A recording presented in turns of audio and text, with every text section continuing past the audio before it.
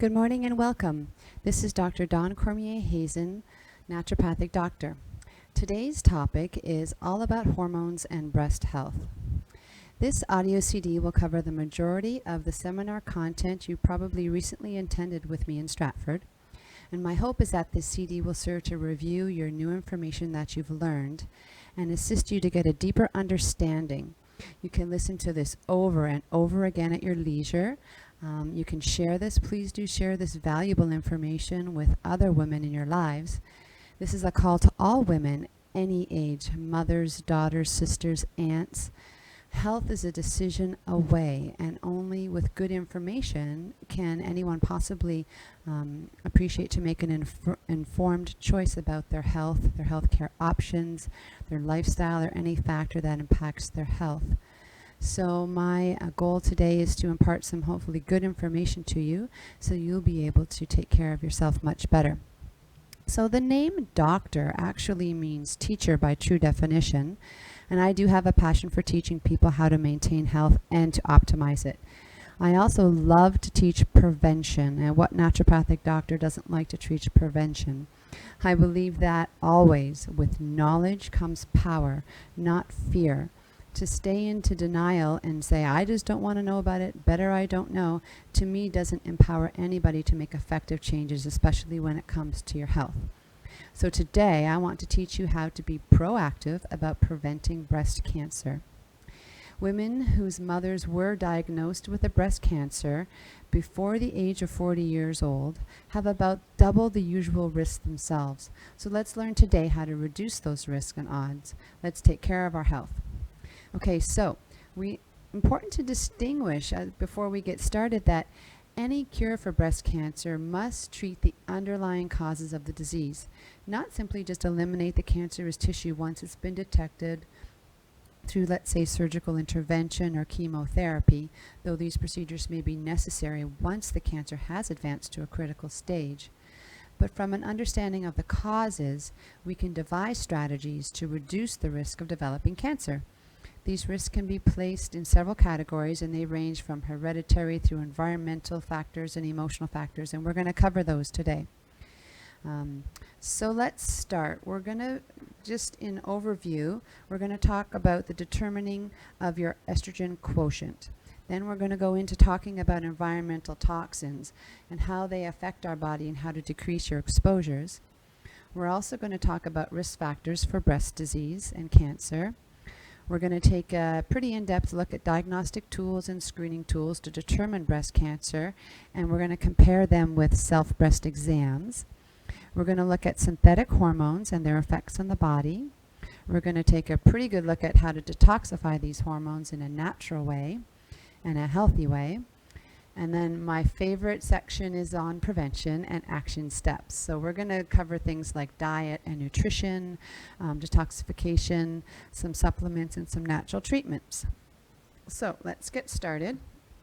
So today, what first point I'd like to bring home for women is that breast cancer right now is rated the number 2 cancer today affecting women, second to lung cancer. But according to the American Cancer Society, every 2 minutes, a breast cancer is diagnosed. So let's try to determine what is this thing called our estrogen quotient. Well, basically, the longer in your lifespan you're exposed to estrogen, that determines your risk of developing breast disease. The longer you're exposed, the more risk you have of developing breast cancer. So when we look at your lifetime exposure, we usually ask 5 questions. Number 1, did you begin menstruating before the age of 12? And if you did so, that would increase your risk. Do you have, number 2, have you had your first baby after 30 years of age? And if you did, that also would increase your risk. Number 3, did you bottle feed your babies? If you chose to bottle feed and not breastfeed, that as well increases your risk. Number 4, did you begin menopause after 55? In which case, if you did, that has a longer reproductive cycle for women, and that also increases risk. Number 5, did you take estrogen therapy or any birth control pills throughout your reproductive or postmenopausal years? And if that's the case, that as well increases your risk for breast cancer. So let's just take a look back here for a minute. I'd like to go over something called the Women's Health Initiative Study. This was done in the mid-90s. It was the biggest study of its kind, and the recommendations and findings from this study have really changed the way doctors prescribe estrogen replacement therapies and hormones. So I'll give you just the summary. Basically, they found that women who were taking estrogens, okay, this is mostly ERT, estrogen replacement therapy, were found to be 43% more at risk for cerebral vascular accidents, that's a stroke, 26% more at risk for invasive breast cancers, and 29% more risk of myocardial infarction. So what they did actually is they cut that study short because they found that the risks associated with estrogen and hormone replacement therapy far outweighed the benefits for women, and it was just not ethical to keep going on prescribing such high dose hormones to women and synthetic hormones at that rate as well. So you may ask yourself, well, why in heaven's name did a doctor or anybody ever think of giving synthetic hormones to a woman? Why would they do it? Well, if you're a woman and ever had an experience of a hot flash, you would definitely know the answer to that. Hot flashes can be pretty miserable, but they can be managed and they can be handled and intervened with natural therapies. But they do decrease hot flashes very effectively. And ERT also decreases bone loss and osteoporosis. It also decreases vaginal dryness and pain. So there are benefits, but they come at quite a high health cost. So I wanted to let you guys know that there are always natural alternatives that can help with these sort of common menopausal symptoms. Some really simple things, the first things that come to mind herbally are Don Quai and blue cohosh and red clover. These are safe and natural herbs that really help with postmenopausal hormone symptoms. So let's look at for a moment the truth about hormones. A woman on the birth control pill is exposing herself to hormone levels thousands more times stronger than their natural levels. And they're not natural hormones at all. In fact, they're chemically synthetic and detoxify through a different pathway, which we'll get to later in this lecture. But estrogen replacement therapy is composed, and it's important to know, of foreign synthetic hormones that do not reside normally in the human body. And these foreign hormones do promote the development of breast cancer and invasive breast cancer, like we mentioned earlier. So estrogens, important to know. One of my favorite quotes by Joe Collins is, whether you make them, whether you take them, whether you are inadvertently exposed to them, you have to detoxify them every day in a healthy way. So estrogens, even if you're not taking estrogens in today's society, you inadvertently are exposed to them through your food, through the water supply, through the chemical toxins in our environment that mimic our hormones. We just don't get away from it. You truly are exposed every day. So it's important for you to make sure you're detoxifying them properly. So let's talk about environment. It's one of the number one major factors in breast cancer, I believe, and in many cancers for that matter. Let's date back as far as 1949 with the discovery of DDT. Well, it was discovered a little earlier than that, but that's when we discovered that it actually had estrogenic properties, and it was causing infertility in the men who were exposed to using DDT in the factories. We also found that it was causing infertility and feminization in the aquatic life in the rivers.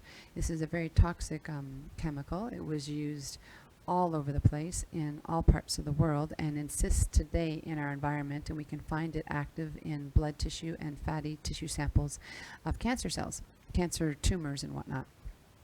So the Environmental Protection Agency up to now has identified over 87,000 different chemicals in our environment that have estrogenic properties. And it's important to note this, that a lot of these chemicals mimic our estrogens and can function like estrogen in our body. So here we are exposed to much more than we naturally would be otherwise.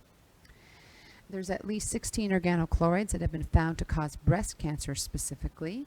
A few examples are PVC, PCB, DDT, dioxin, and many, many, many other pesticides. There was a 1990 Finnish study that found that organochlorides were 50% higher in cancerous tissue than in healthy breast tissue. So the tissue masses themselves that are cancerous contain toxic chemicals. So what we really have going here is a complete body burden, an accumulation of toxic insults on the body.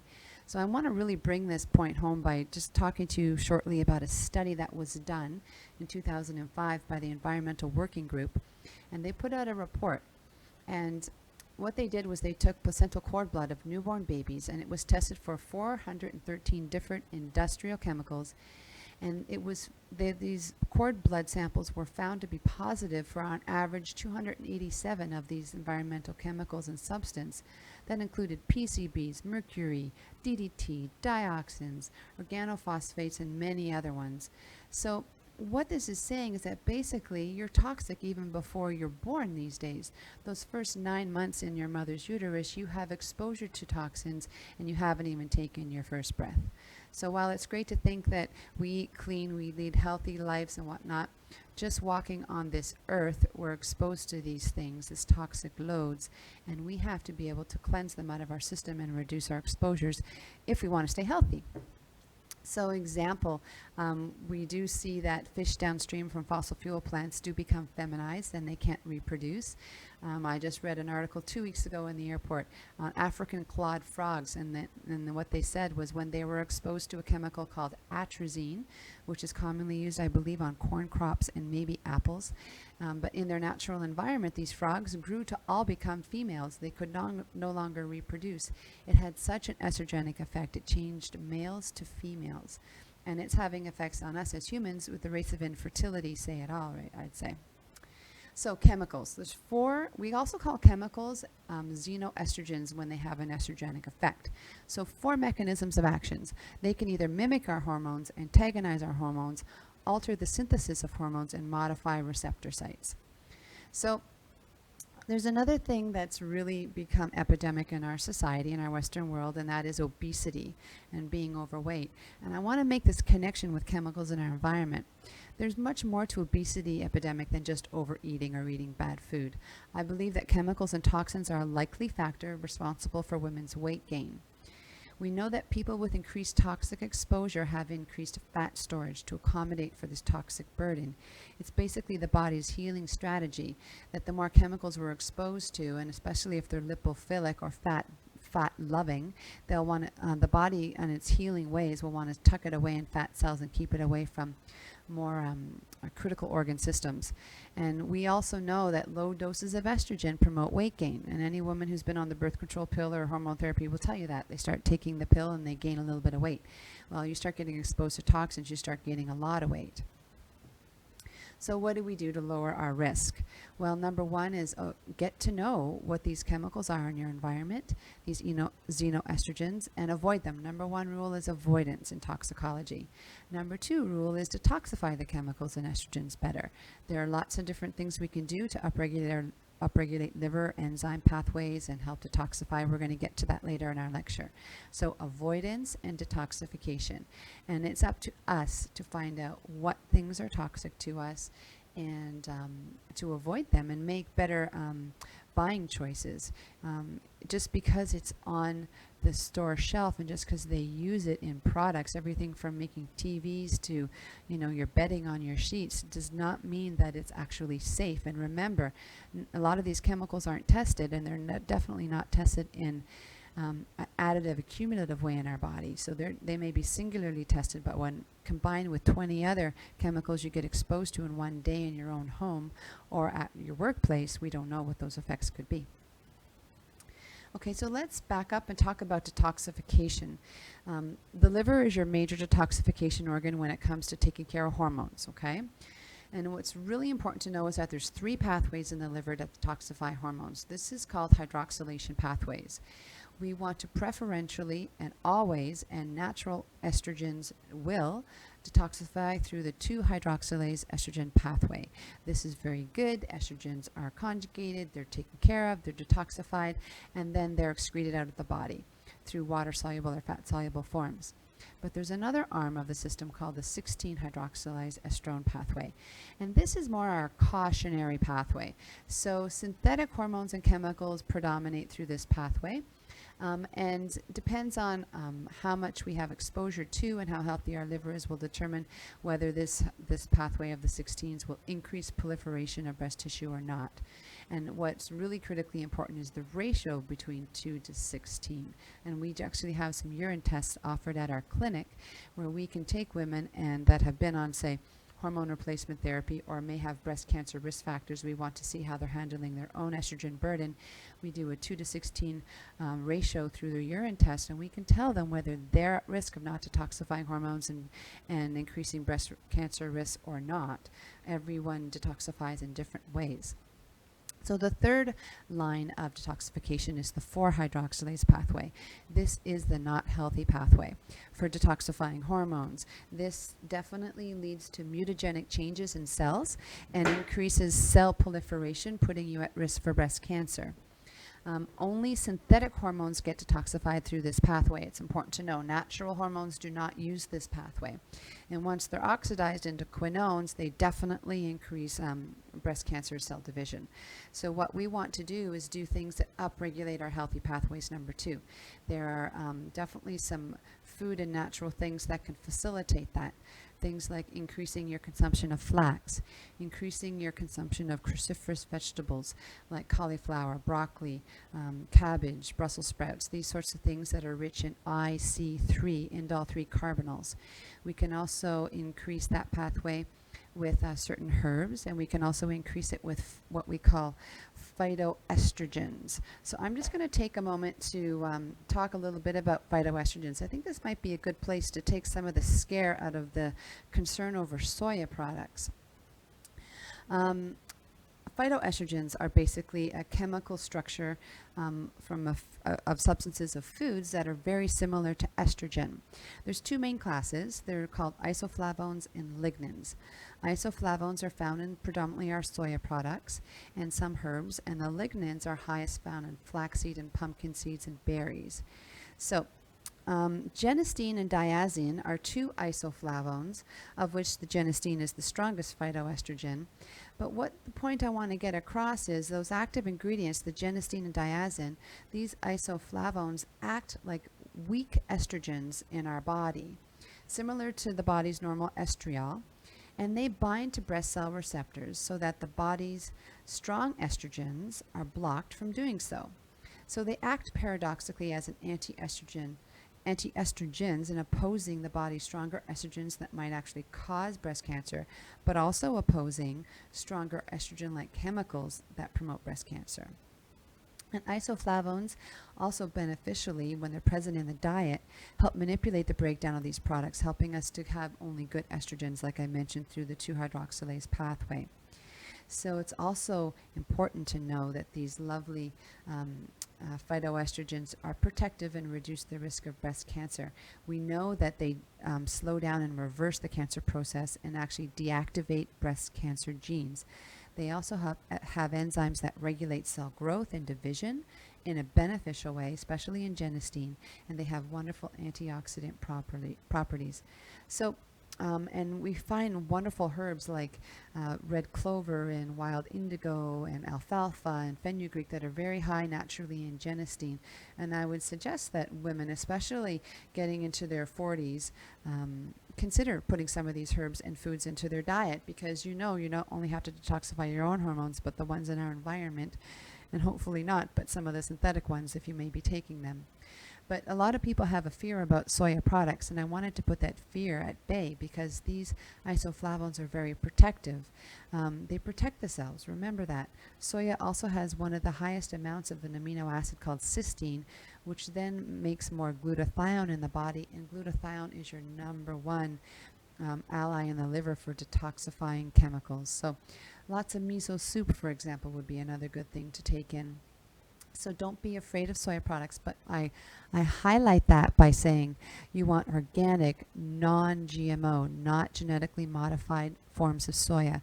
You want it as natural as soya normally comes, and cultures that do that have a very low risk of breast cancer compared to the Western world. So you're looking at good old-fashioned organic soya milk, tofu, tempeh, miso soup, these sorts of things. I'm not talking about all of a sudden a vegetarian burger that once this soya product has been modified so much in a lab it looks, tastes, and smells like a hamburger. That's not the kind of soya I'm talking about here. We're talking about natural soya found as close as to God intended, truly. Okay, so that's all about detoxification in soya. So let's talk about some other risk factors besides environment. We also have genetic mutations. We do know that some women have the BRCA1 or BRCA2 gene or the ATM or CHEK2 gene, but it's important to know that inherited mutations, genetically susceptible for breast cancer, only account for 5 to 10% of all breast cancers diagnosed. So not a whole amount. But we're going to go on later and talk about something called epigenetics, which would help you understand how to influence the expression of these genes.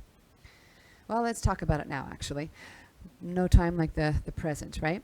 So epigenetics, this is a science of studying things bigger than or before genetics. So we're all dealt a deal of cards that are our genetics, right? You can't change your genetics.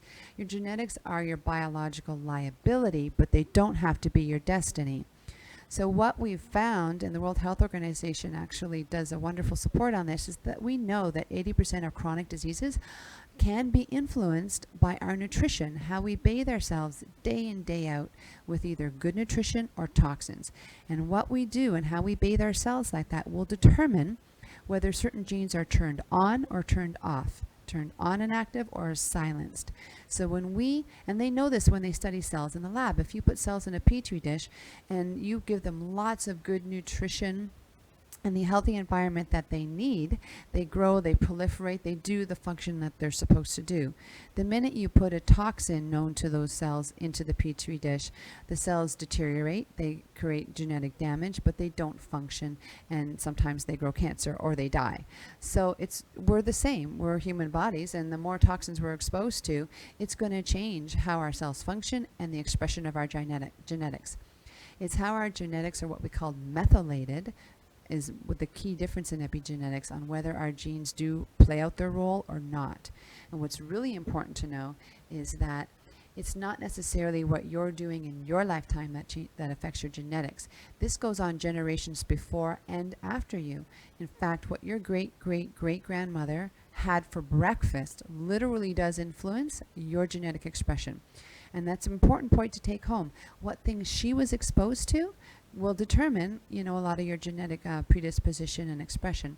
So it's incumbent upon us to save the next generations and give them the best and healthiest start possible, is to really take care of our toxic exposures, limit them, eat well, do all healthy lifestyle factors to keep our bodies healthy and the health of our great-great-grandchildren down the line.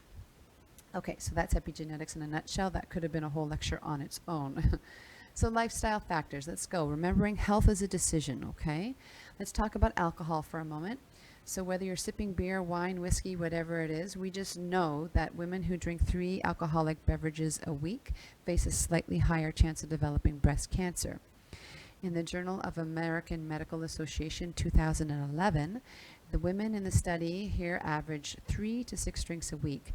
They found that they had a 15% chance of developing breast cancer compared to their non-alcoholic controls. So drinking, the more you drink generally, is going to put you at more risk. They found that the risk increased 10% for breast cancer for every 10 grams of alcohol you consume a day. So 10 grams is approximately equal to a little less than a 12-ounce bottle of beer, 4-ounce glass of wine, or a shot of whiskey. So let's break this down. Drinking alcohol is definitely not one of the leading explanations for why breast cancer develops, but I would say that it is one of the many contributing factors.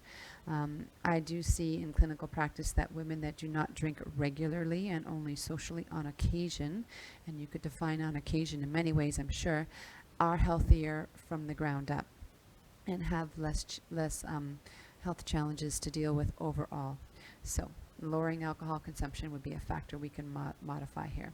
Let's talk about age. Can't modify age, but important to know these things. Breast cancer risks do increase with age, and this is likely just due to the bioaccumulation of toxins in our body. And if you haven't been taking care of your liver well enough, it can't help do that vital job of clearing out our toxins in our body. We know that 1 out of every 8 invasive breast cancers occur in women under 45, but 2 in 4 invasive breast cancers occur in women over the age of 55. So let's change topic to weight. Okay, now this is a really big topic here. We have a nation of overconsumption and undernutrition, and what that basically means is we overeat, but we're starving ourselves. We overeat a lot of junk food that doesn't have a lot of good nutritional, full nutrient value in it, but we do keep eating and eating to try to get that value, but we're only getting empty calories. I would argue with anybody, when you eat a full nutritious diet, you're not scrounging around for junk food to try to fill that void, because your body has all the nutrition it needs to function and to build and to repair, and that's what we really want.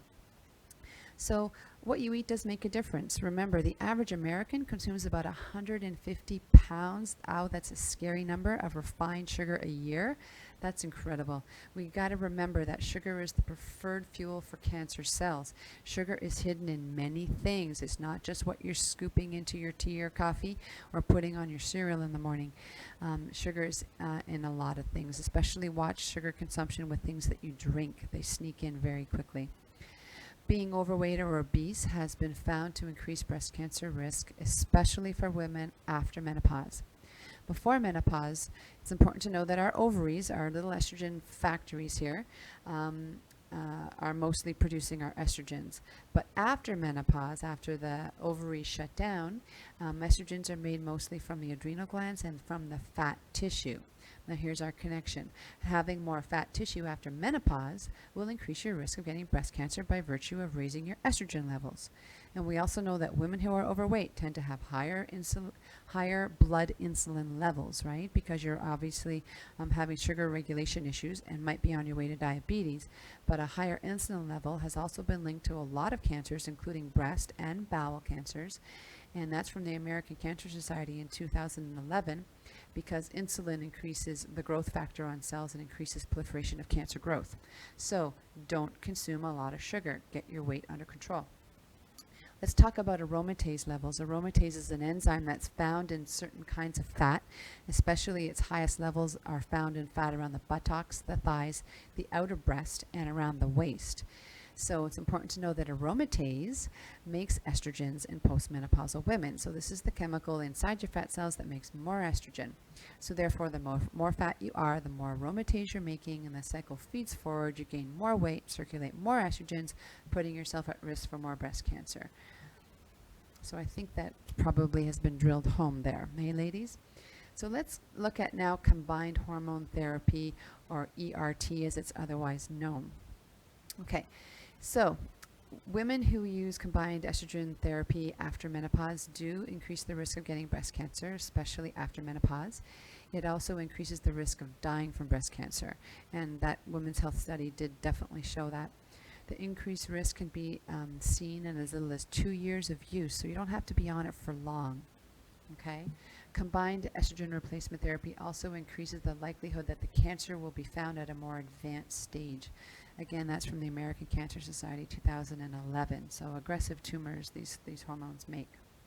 So I want to look at 2 cycles. I want to look at weight and thyroid, then I want to look at weight and diabetes and how this all affects the risk of breast cancer. So estrogen in our blood. We know the more estrogen we have, the more increased risk we have for cancer. The more estrogen we have something more called thyroid binding globulin. So we have an increase in thyroid binding globulin. This binds our thyroid hormone, making thyroid hormone less available to tissues. Now that makes us hypothyroid. Now we gain more weight, increase our body fat. This increased body fat makes more estrogens, and we have this feed forward cycle. Okay? So being overweight doesn't only increase your risk of breast cancer, it affects your thyroid function.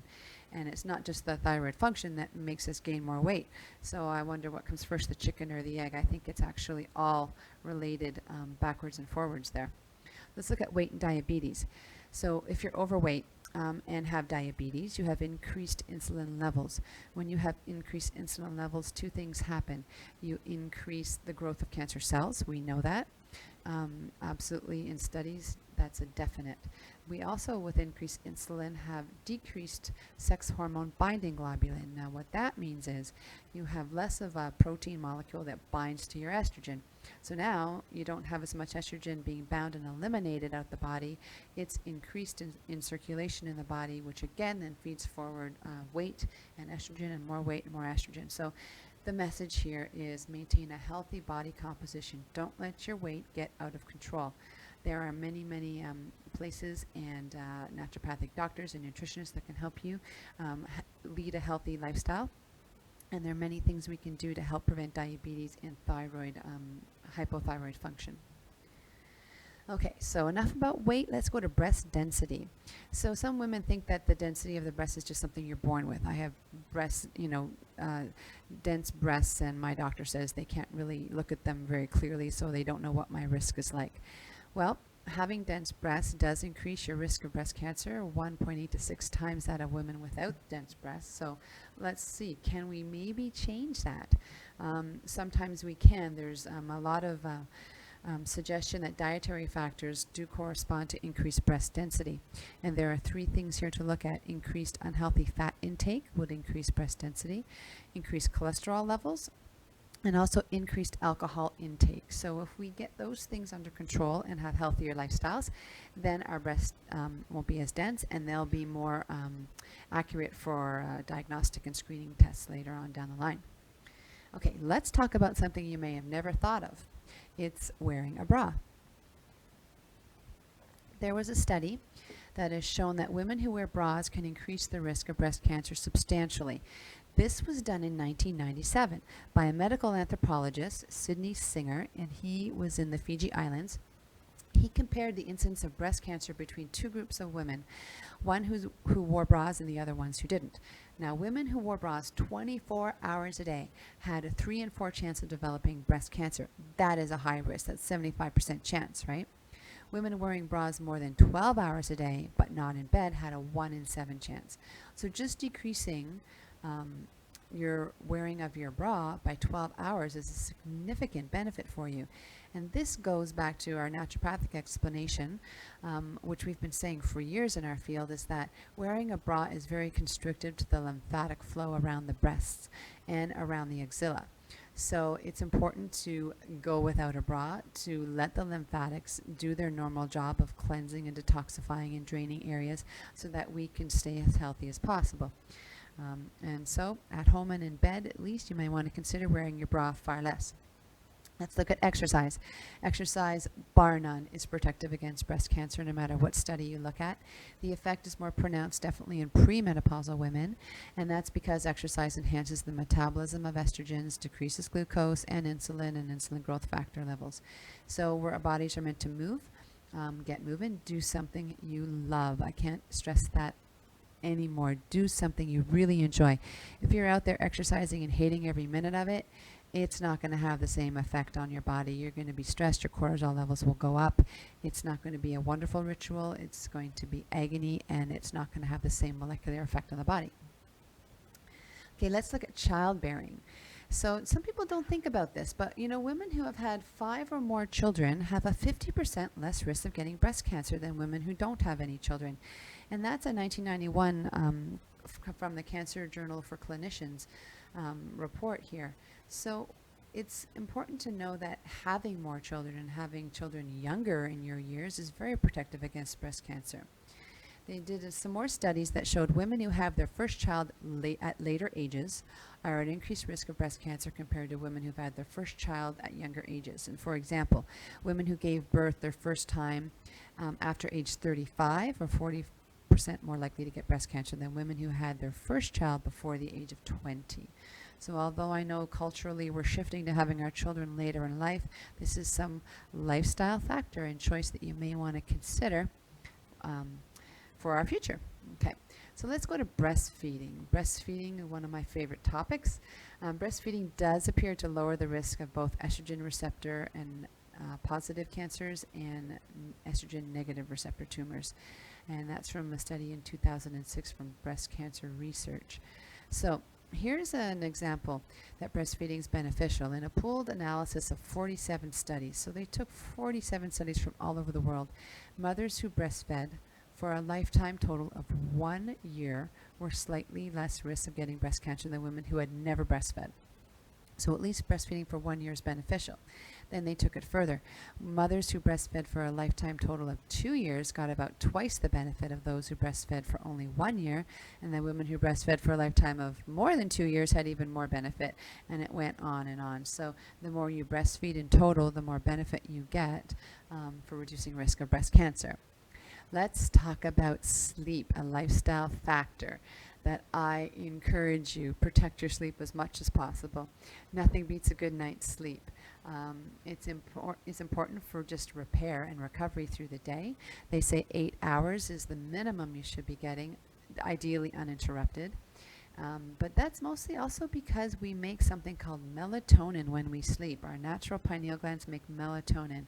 If you're sleeping in a completely dark room, that maximizes your levels of melatonin. So get your blinds down, close your curtains, don't have a light shining into your windows. I suggest if you have a digital clock, do not shine it towards your eyes. In fact, that for electromagnetic purposes should be at least 6 feet away from your head anyway. But turn off the night lights unless you have a little baby that's really afraid right now, or a little toddler. Really try to maximize darkness. Get everyone in the house used to darkness when you sleep. Melatonin is an anti-aging hormone. Well, that's lovely, right? But melatonin, first and foremost, is your body's first line of defense in response to malignant breast cancer cell growth, they found. They found that melatonin inhibits the replication of breast cancer cells. So that's your natural anti-cancer medication right there. It's like melatonin flips a switch to turn off estradiol's activity on breast cells. And also, sleep decreases cortisol levels. So sleep, sleep, sleep. Grab a siesta if you can. Okay, constipation. Let's talk about this. Everyone has a different definition of what constipation is. Being constipated is somebody who doesn't have a bowel movement every day. If you miss a day, you are constipated. If you go only twice a week, this is very constipated. In the Lancet Journal in 1981, they did a study that showed women having less than 2 bowel movements a week increased their risk for breast cancer 4.5 times. Really, really important. Now let's figure this out. Why? Well, from a naturopathic perspective, naturopaths are always talking about most disease starts in the gut. You have to have about 3 to 4 pounds of healthy bacterial flora in your gut, and this is very protective for many reasons. But in an unhealthy bowel, the terrain, the bacteria there isn't your healthy Acidophilus and Bifidobacteria and healthy E. coli. Actually, Bacteroides bacteria can grow. And this can create something called beta-glucuronidase enzymes. This enzyme in the bowel cleaves the estrogen molecule from its bound site for disposal and then recirculates it, allows it to be recirculated into the system. And this is the last thing we want. Remember, more estrogen, more increased risk of cancer growth, right? Pardon me. So if you have a healthy bowel with healthy flora, keeping the beta-glucuronidase enzymes down, then we have less chances of recirculating our estrogens. So eat lots of fiber. Well, we're going to go through that during the prevention stage at the end of our study here, of our seminar, pardon me. Okay, smoking. Let's talk about this. The studies are really controversial. There are several studies that do demonstrate that girls who begin smoking at a young age, under 17, and continue for several decades, have a slightly increased risk of breast cancer.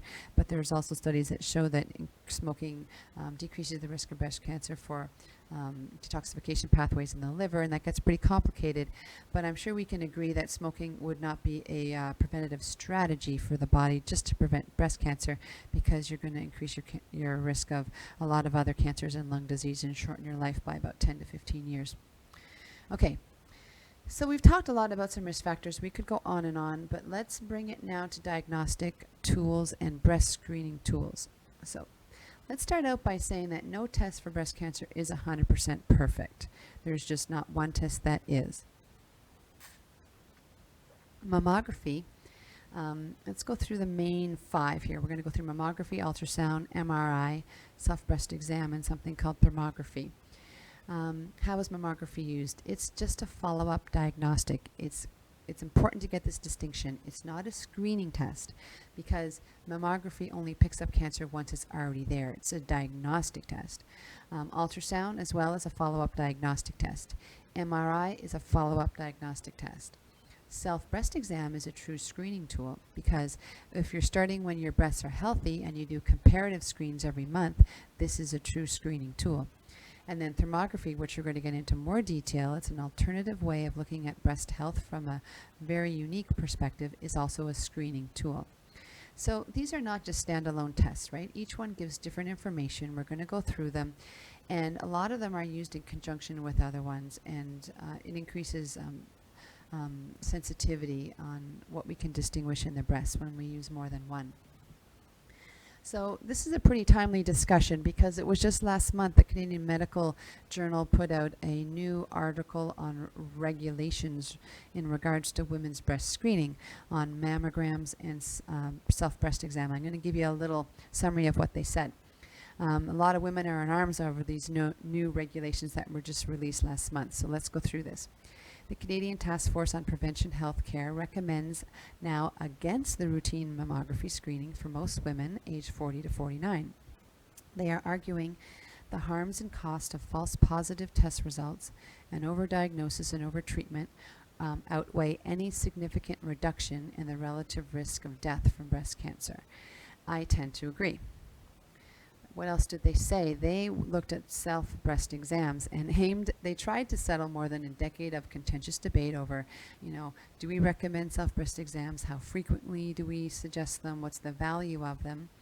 But the guidelines say that they have no benefit and should never be undertaken, and they urge that women over 50 only have a mammogram every 2 to 3 years instead of every 1 or 2. Well, I'd like to argue that many women find their own breast lumps. We are definitely going to go over self-breast exam in the prevention section later in this seminar. I don't want women to stop this valuable screening tool of self-breast exams. So what else did the task force say? Well, when they put all this information together, they looked at studies that were very antiquated. They were over 25 years old. They were involving old analog X-ray equipment of mammographies. They were outdated and they're not even available anymore. There's been enormous improvements in breast imaging. We go to digital mammographies now, and since that time, radiologists and their interpretation skills have improved tremendously. So you're taking all this old data and making suggestions and recommendations in a new era, and so that might not fit ideally, right? So keep that in mind. Remember, today's seminar is mostly about giving you information so you can make your own informed decision, okay? Now, mammographies. The task force, let's go back here. So let's just back up a minute and look at what a mammography is. It's truly an X-ray of the breast tissue, right? We're using gamma radiation. So I want to give you some information so you might have a different perspective on how you look at mammograms so you can make informed decisions. Radiation. Well, the radiation a woman receives during any mammography may be a contributing factor to breast cancer. So just think about this for a minute. For some women, it may detect an early cancer, but for other women, it may be one of the more risk factors added to an already vulnerable breast that may tip the scales for them to potentially develop breast cancer. Radiation, the amount of it, the age, the time of the exposure play important roles in breast cancer risk. In general, the more radiation a person is exposed to and the younger the age of that exposure, the greater the risk. And remember that radiation exposure is cumulative. It's not a one-time thing. Your body clears it out. It's done. It can do a lot of genetic damage at that time, and that effect can build over time with more radiation. So let's look at a few journal articles to explain the risks of radiation here. A Canadian study was done of over 90,000 women, ages 40 to 49 years old, at 15 different hospitals. They found a 30 to 50% increased risk in breast cancer deaths among women over 40 who had an annual mammogram versus those who were only given physical exams. So what this is really saying is that the added annual mammogram increased their risk of getting breast cancer almost by half, right? Think about that. A mammogram can pick up about 85% of all breast cancers. That's wonderful. But an experienced physician can detect 61 to 92% of all breast cancers, and that's from the Canadian Medical Association Journal from 1998. So what this is saying, and I know that's a big range, but an experienced physician doing breast exams on their women patients can detect breast cancer anywhere from 61 to 92% of the time. That's pretty good odds without any radiation or damage to the breast. Another study from the Journal of Cancer from 1997 showed one study found that women who had their mammograms in the last 2 weeks of their menstrual cycle were twice as likely to have a false negative result. So this is because the breast at the second half of the cycle is in the luteal phase, and it's more estrogenic and responsive to progesterones as well, and it's just harder to visualize the breast. So my suggestion is for women to get their mammograms if you're deciding to get one in the first 2 weeks of your menstruating cycle, if that applies to you. So now let's break down our tests, our diagnostic tools, and our screening tests. Let's look at mammograms. Mammograms show the physical anatomical structure of the breast, okay?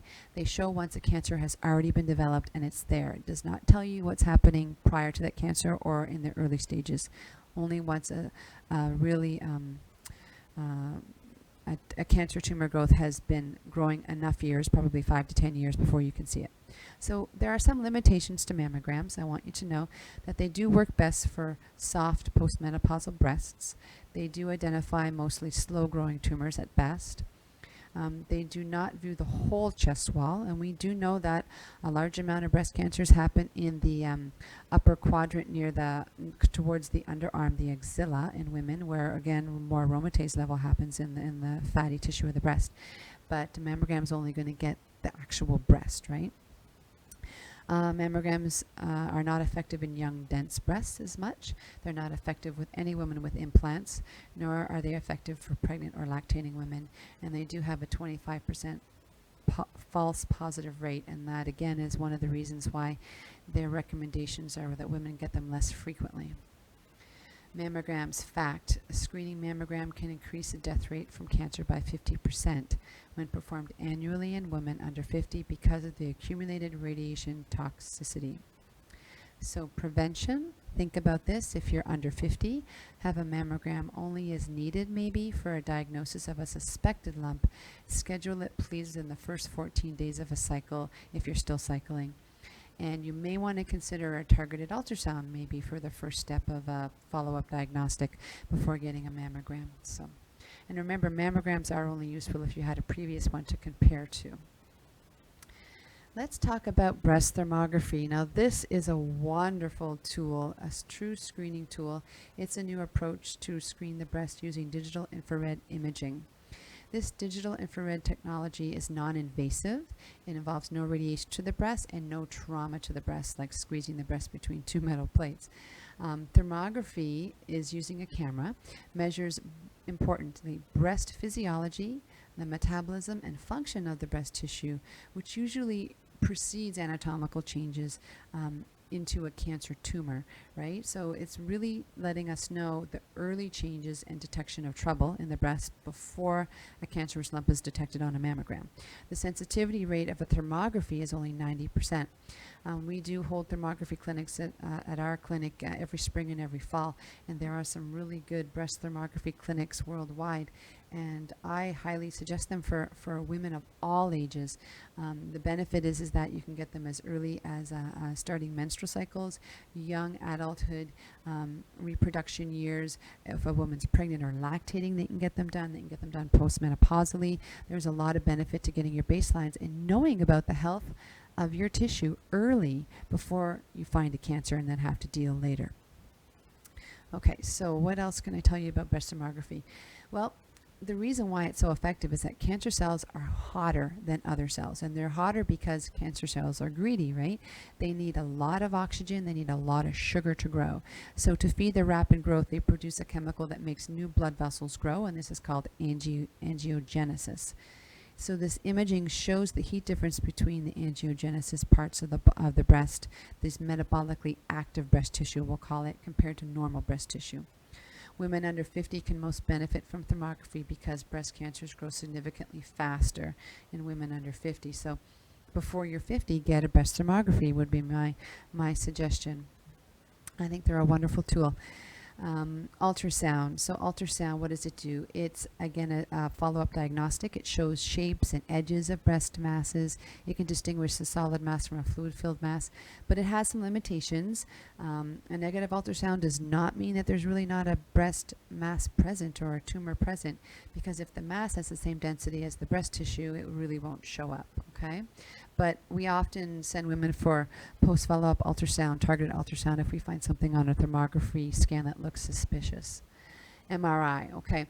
This is used often in conjunction with other diagnostic tools. It's not a standalone test. Doctors are still studying its ability to distinguish between a benign or malignant tumor. It's mostly used right now for women with implants that can't undergo mammography, okay? So we've come to the lovely prevention section. So this is where we get to make a change. We've had a lot of knowledge, a lot of information, a lot of things to filter and to think about. I advise you to search out more information after this. Don't let this be the end of your search for health, and keep working to get healthier. Let's talk about prevention. We're going to talk about some food groups to start. Food groups that help prevent breast cancer. So we first have the sulforaphane-rich foods. These are the foods that are rich in IC3. These are vegetables like broccoli and broccoli sprouts, cauliflower, cabbage, Brussels sprouts, arugula, these sorts of things. They're wonderful. Eating them either steamed, cooked, or raw, they have amazing benefit for preventing breast cancer. Remember, IC3 increases the 2-hydroxylase pathway in our liver, so we can help shuttle estrogens, whether they're our own or synthetic or chemical or toxic from our environment, into a healthier pathway, especially our own, so that we decrease the risk of breast cancer. That's what we're looking for. Another food group that prevents breast cancer are the folate-rich foods. This is like eggs and spinach and oranges, asparagus, sprouted lentils. They really do decrease the risk by 44%. So my advice to you is get the colors of the rainbow on your plate: dark green leafies, bright oranges, those sorts of things. Folate is a vitamin that helps reproduce cells. They make cell line reproduction. It's important to have folate. If you don't have enough folate, you can't make new cells, and we can't repair if we can't do that. Food groups that help prevent breast cancer, following with fiber-rich foods. A lot of us think we get enough fiber. We really don't. 30 to 35 grams a day is what you're aiming for. If you're not getting it through your diet, please consider taking a fiber supplement. Foods that are high in fiber are flax, chia seeds, hemp seeds, guar gum, pears, berries, and oat fiber. I'm going to take a quick drink, just one moment. Okay, so let's move on to self-breast exams, because I think this is prevention, a true screening tool. So what are we looking for? We're going to look for things, we're going to feel for things. First, we're looking for, as you're standing in front of a mirror, hands either at your side, then hands above your head, then pressing on their hips. We're looking for lumps, hard knots, a thickening of any tissue, a swelling, a warmth, redness or darkening of tissue, changes in any shape or size of the breast, especially looking for dimpling or puckering of the skin, itchy, scaly sores or a rash on the nipple, pulling in of your nipples or any other parts of the breast, a nipple discharge that starts suddenly, and it's not just a post-lactation thing, and any new pain for sure in any particular spot that won't go away. So using the pads of your 3 middle fingers, use light, medium, and then firm pressure, working in circular movements but without lifting your fingers off the skin. Some women find this most easiest to do in the shower when you're all soaped up, and that way your fingers don't leave the breast and you can slide over the breast tissue easily to feel for changes. Now, follow an up and down pattern or a sideways pattern. Try to keep it consistent, and also feel above and below the collarbone and in the axilla, in your underarm, where lymphatic tissue drains the breast. Okay, so let's talk about making healthy lifestyle choices. We're going to do a bit of review here. Number 1, maintain a healthy body weight. Remember its connection to insulin and glucose and thyroid-binding hormone globulin and sex-binding hormone globulin. The healthier you are with weight, the less risk of breast cancer that you have. So add exercise to our days. It doesn't have to be every day you're going out and doing a 30-minute workout. It can be 3 to 4 times a week to get your body moving, get a good on full body sweat. That is my advice to everybody, even if it means just brisk walks. They're wonderful for the body. My advice is try to exercise in the great outdoors.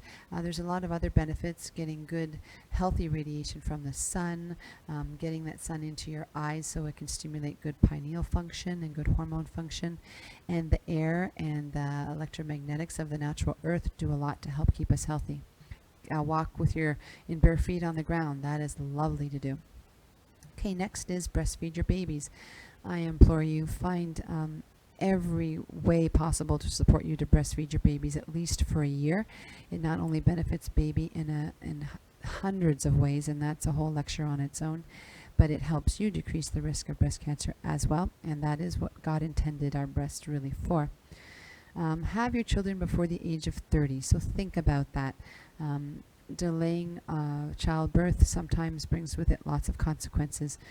So think about having your children while you're in your peak, while you're at your most vital, wonderful phase of life, okay? Detoxification. Now, detoxification, I highly suggest going to see a naturopathic doctor or a good nutritionist who can, every year go in and do a really good liver, bowel, parasite, whatever kind of detox your body really needs to do. And you can get it medically supervised. But you can also start detoxifying in your own natural ways, i.e. sweating. Take saunas, especially those infrared saunas are really good for detox. Maybe think of taking hot yoga, things like that, or just go out and play a game of street hockey with your kids and get yourself sweating. Okay, good quality sleep. We went over that. Not only does it bring down cortisol levels, it gives you more melatonin production, which is your number one fight against breast cancer cell reproduction. Okay, so sleep 8 hours minimally a night, ideally uninterrupted. If you're having trouble sleeping, there are many alternative lifestyle and natural supplements and therapies you could be putting into practice to help what they call good sleep hygiene, right? So looking at routines, a certain time for bed. Definitely don't do things that get you excited or revved up late at night. Try not to do really intense intellectual work at night on the computer or whatnot. That really does get your cortisol going again. It takes about 4 hours for that to get out of the bloodstream. So do what you can to protect your sleep, even if it means taking some natural supplements or maybe sleeping in a bed on your own so you're not interrupted. Limit alcohol consumption. Basically, the more alcohol you drink, the more at risk you are. So keep it to a healthy level. We'll put it at that. There is a natural supplement called resveratrol, which is naturally found in the skin of red grapes, which is very anti-cancer and a wonderful antioxidant. I'm not condoning that you get all your resveratrol from red wine. However, drinking dark grape juices and other dark purple pigmented fruits and vegetables like plums and cherries and berries can help you get your resveratrol that way too. Okay, here's an idea. Eating for nutrition, not for boredom. I think you know exactly what that means. If you eat nutrient-dense, rich foods, get enough protein in your day, get your vitamins and minerals, you will not be foraging in the cupboards at night out of boredom and or out of your body's natural craving for more nutrition, but you're just having a hard time finding it, okay? Eat a high antioxidant diet. So basically put the colors of the rainbow on your plate. Yellows, greens, blues, purples, you name it. You have to do that. 5 to 10 servings of vegetables a day are extremely protective. Eat an apple a day, but let's keep them organic. Remember, organic general rule, always better than standard. The chemicals alone on our food, you could reduce your toxic exposure. We talked about that first off in the seminar today, that you want to keep your exposures low, and you can do that by buying organic food or growing your own food. That's another good thing. Avoid hormone replacements. This is synthetic hormones. I know it's a very personal decision to go on birth control or not when taking hormones. But if you are on birth control, there are things you can do. Go see your naturopathic doctor to make sure you're detoxifying them as good as possible. And we can regulate and monitor how you're detoxifying those hormones. So we can do a urine test and see how you're making out and give you more support if we need. But estrogen replacement therapy to get rid of hot flashes, I implore you, there are so many natural therapies you could use, supplements and herbs, and we can also do effective therapies like acupuncture to help women go through the menopausal shift. We can also prep a body for menopausal shifts a decade easily before menopause hits, so that you go through menopause easier. Decrease stress and tension, always a good thing when it comes to any health strategy. And avoid foods and drinks in plastic. I didn't get a chance to talk about this earlier. When we talk about a chemical that mimics our hormones, the biggest one we have in plastics is something called BPA, bisphenol A. They've finally taken it out of children's plastic baby bottles, but they have not taken it out of the lining that lines our tin cans, out of the lining that lines your to-go cup at your favorite coffee shop, or the microwavable containers that are cardboard that have a plastic lining. This BPA, especially when you put it in something that's heated, if it's you pour a hot drink or hot food in it, it leaches out the bisphenol A, and that goes into your body, mimics your hormones, and puts you at really, really high risk of developing breast cancer. There was a study done in Israel. They looked at some breast tissue, and they were going back in time. This was tissue that was stored 25 years ago to look at the health of women's breast tissue, before and after. And when they went back, they found that this breast tissue had proliferated immensely. It was like out of control proliferation, and out of lots of detective work, they finally found that the plastic that the tube that the tissue was stored in was releasing bisphenol A, and it was making the breast tissue samples grow and proliferate. Now that's a big wake-up call, so I advise you, don't drink your water in plastic bottles. Please consider carrying filtered water in glass or stainless steel, or at least a BPA-free bottle. Get plastics out of your lives, women and children of all ages, men and women, because that will increase the risk of male testicular cancer and prostate cancer as well, right? So we're looking at hormone mimickers, so keep plastics down out of your diet in any way, shape, or form. So that's sort of general prevention. Again, we could go on and on. There is a lot of prevention out there. I advise a book that was written by a naturopathic colleague of mine, Sat Durham Carr. Her book is entitled The Complete Natural Medicine Guide to Breast Cancer.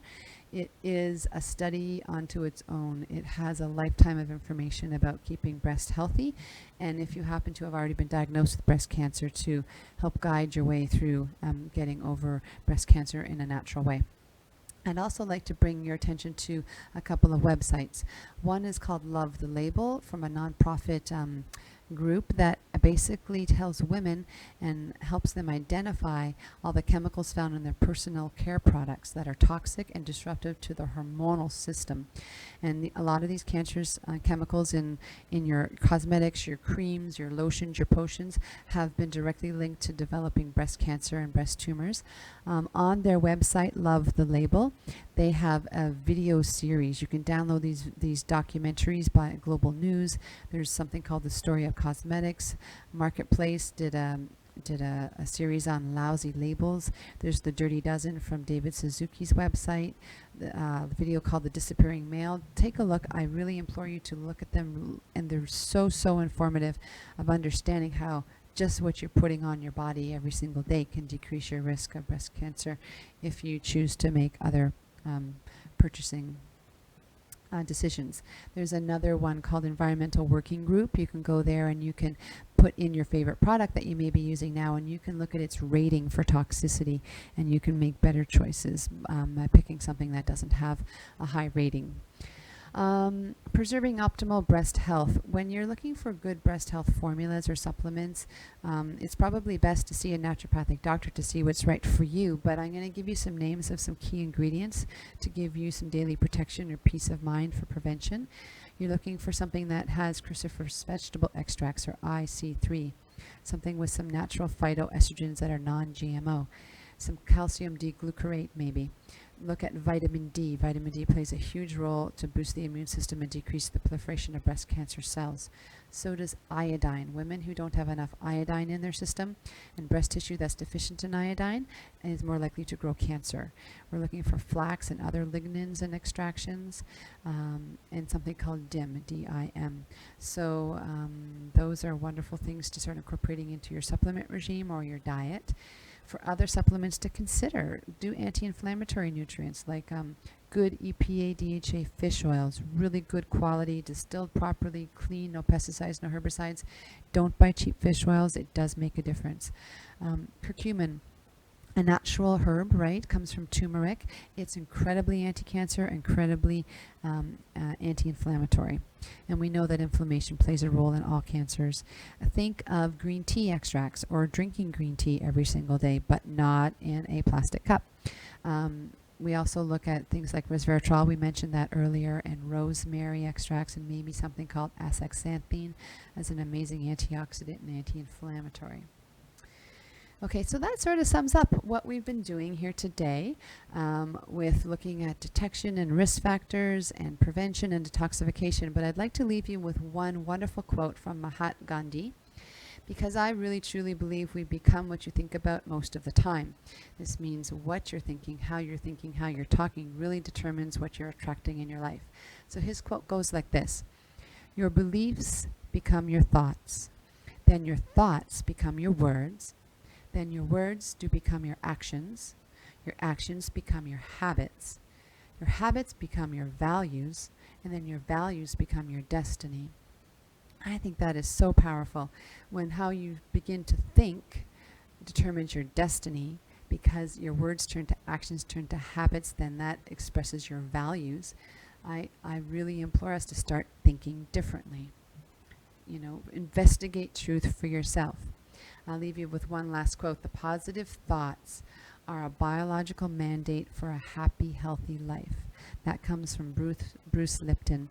Remember, how we think does influence our genetic predispositions.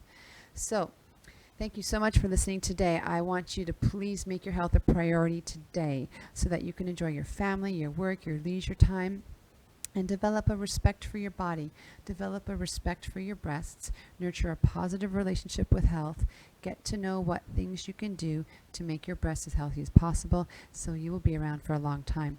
And you won't be the 1 in 3 women who get diagnosed with breast cancer in their lifetime. So thank you very much for listening. I hope this was very helpful, and we'll see you on our next session. Thank you very much.